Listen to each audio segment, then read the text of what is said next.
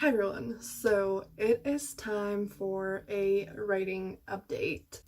I decided to start editing a fantasy book that I finished the first draft of last year and have not yet gotten back to it. So I have the manuscript here printed out, and because I just was away from this book for so long, I think I mentioned this in my vlogs before. I started reading this thing. I just felt so disconnected. There was a lot that I forgot, and so I just bailed on making any notes, and I was just like, I'm gonna read this real quick so that I know what it's actually about and so that it gets me excited for this book and the characters, because I love this series more than anything I've ever worked on writing wise. It's just, I will never give up on this series. I will never give up on this book. But I think there's been just a lot holding me back, and I don't think I noticed this, but I think with this book, it is just really deeply flawed, and this is something that a lot of us struggle with. This book is really imperfect, and the first draft always is. And the worst thing is, we often compare that to finished books that, books like these that we just buy and read, and they went through so many drafts, so many rounds of edits and professional edits and all of that shit. And it is like 10,000 steps further than this thing that we just finished writing. I know it's daunting to think of all the editing, especially if you don't like editing. And it's scary because you have this just flawed thing, and you might ask yourself, am I good enough to make this better? Am I good enough to make this an incredible book? And the answer to that is yes. If you go through the first draft and you think, okay, this is trash, it might be really shitty and really imperfect, because that's just how it goes. Take a second to really think about this. Think about what we do as writers. In our mind, there's an idea of a story or, characters, a world, a plot.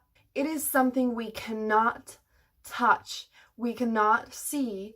We create something in our brain with our heart and our mind and, with our memory. And we have to extract that through these and write a freaking book that, so many, literally thousands upon thousands of words.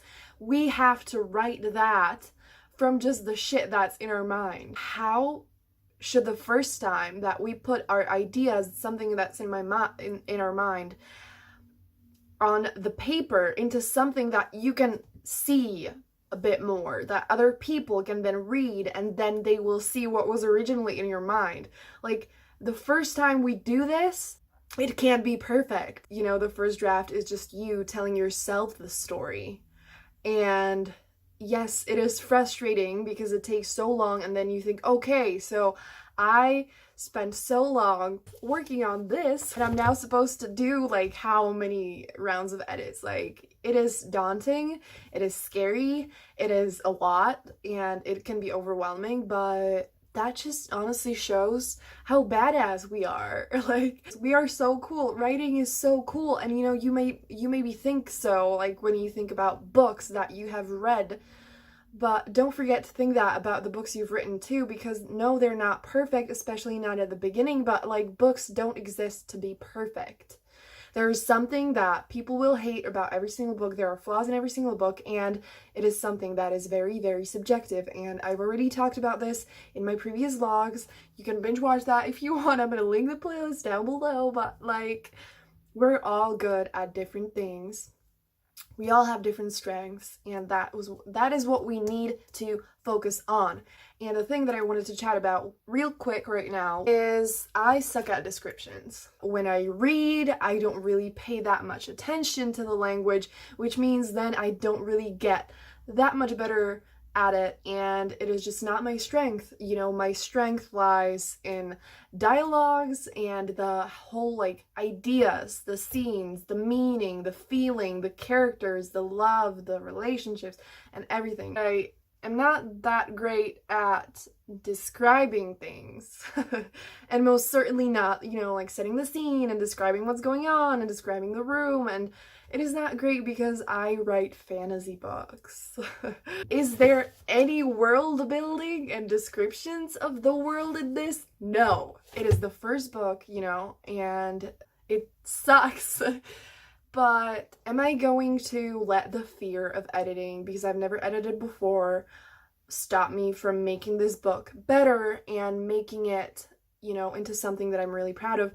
No, I'm not going to let anything hold me back anymore. Everything that we are bad at, we can get better at. And I have said before, like, embrace your strengths and focus on these. And when it comes to the things you're not that great at, just try to get better. And maybe you can be super duper great at them. I know that I'm never going to be a master of descriptions, but like everyone has a different style. And sure, some people will be like, okay, this book is trash, the language sucks, the description's and they might not like it. And that's just fine, because it happens to everyone and with every single book. I just wanted to share like some tips with you real quick on writing better descriptions if you suck. I just really want to quickly share with you the basics that I'm trying to keep in mind now when I go through the second draft to be better. If you are good at descriptions, you know this is probably not for you, but if you suck at them, listen up.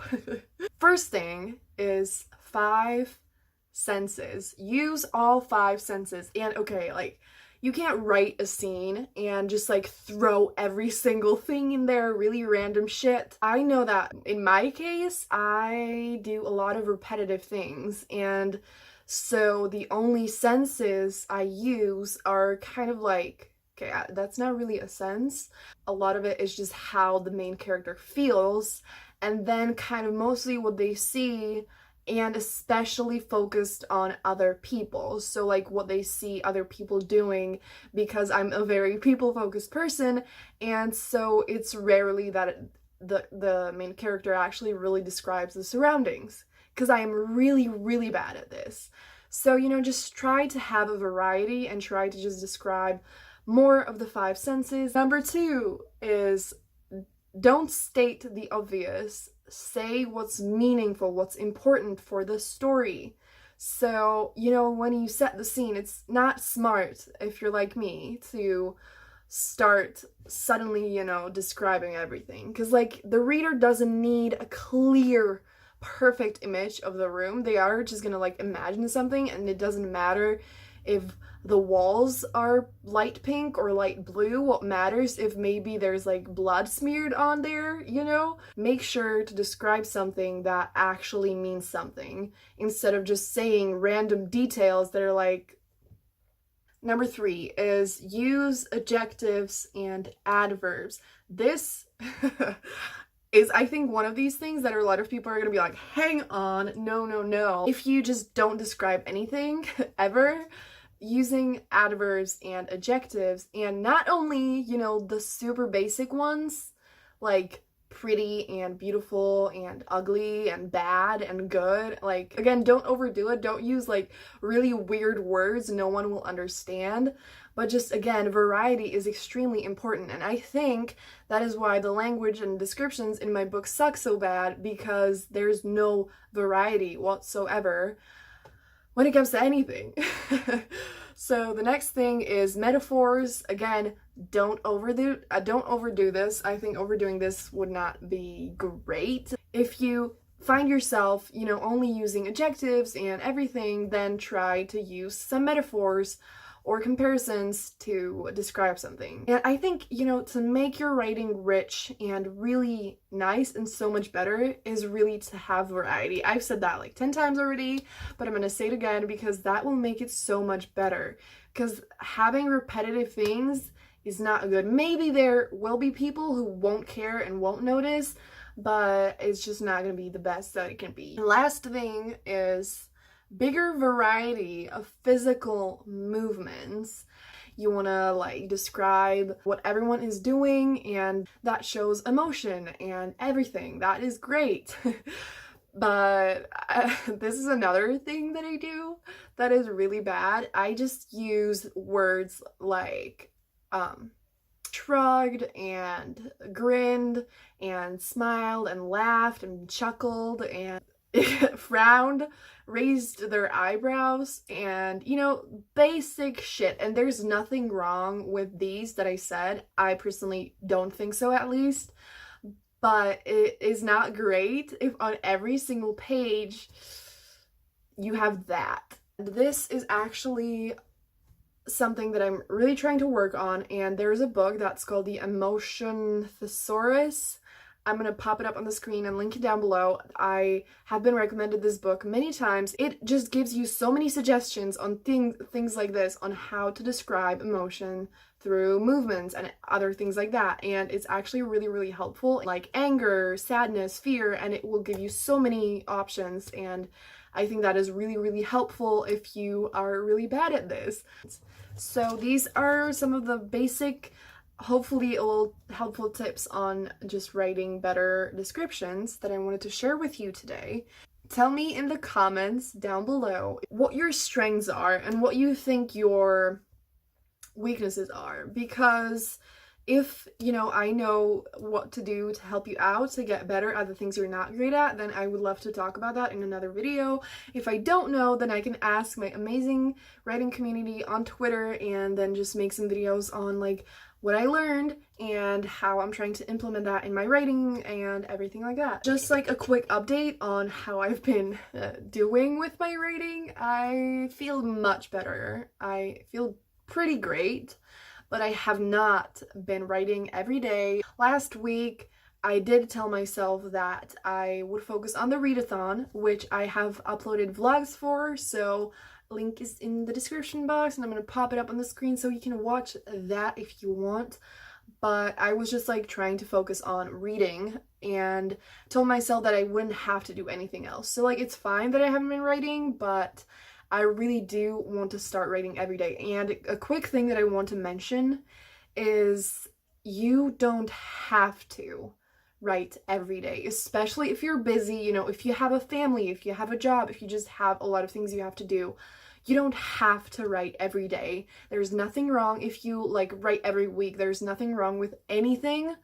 You are still a writer, you are still amazing, you can still make your dreams come true no matter what your routine looks like. Everyone has different schedules. I'm fortunate enough to have all the time in the world right now. That means I'm able to write every single day, and for me right now it works and it's helpful because I've just been floating in time, and I need more structure and more exact goals. But yeah, I'm sorry if the lighting was a little bit weird. I only just noticed the weather is not great. So I hope this was helpful. If you have any requests, anything you want me to talk about, please tell me in the comments down below and I will make sure to do that. And that's gonna be it. Have a great day, and I'm gonna see you soon in another video. Bye!